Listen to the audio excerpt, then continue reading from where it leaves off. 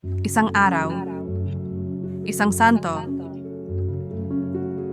may maligayang pagdating sa channel na nagbibigay pugay sa mga lalaki at babae na nagmarka sa kasaysayan ng simbahan sa buong panahon. Ngayon, 9 ng Abril, ipinagdiriwang natin si San Liborio ng Lemans. Kamusta? Si San Liborio ng Lemans, kilala rin bilang San Liborio, ay isang obispo ng Katoliko mula sa ika-4 na siglo.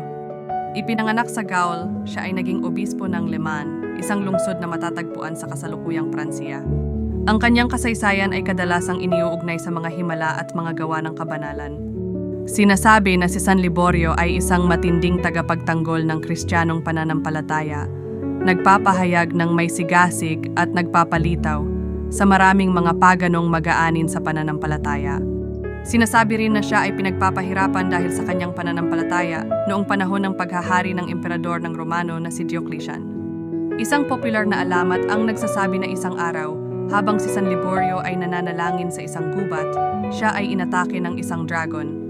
Gayunpaman, sa pamamagitan ng kanyang pananampalataya at patnubay na mula sa Diyos, nagtagumpay siyang talunin ng nilalang at palayasin ito mula sa rehiyon. Sinasabing ang himalang ito ay nagpatibay sa pananampalataya ng mga tao sa rehiyon at humantong sa maraming mga pagpapalit. Dahil sa kanyang reputasyon ng kabanalan at mga himala, si San Liborio ay naging isang banal na santo sa simbahang Katoliko. Ang kanyang kapistahan ay ipinagdiriwang tuwing ika-9 ng Abril ng bawat taon bilang alaala ng kanyang buhay at patotoo ng pananampalataya. Narito ang isang dasal kay San Liborio ng Le Mans. O makapangyarihang Diyos, nagpapasalamat kami sa iyo para sa buhay at patotoo ni San Liborio ng Le Mans, na naglaan ng kanyang buhay upang ipahayag ang iyong katotohanan at kumalat ng iyong liwanag sa mundo. Naway ang kanyang halimbawa ng pananampalataya at tapang ay magbigay inspirasyon sa atin upang matibay na sundin ang daang ng kabanalan. San Liborio, ipanalangin mo kami sa Diyos. Idaalangin mo kami sa aming mga sandali ng pag-aalinlangan at kawalan ng katiyakan.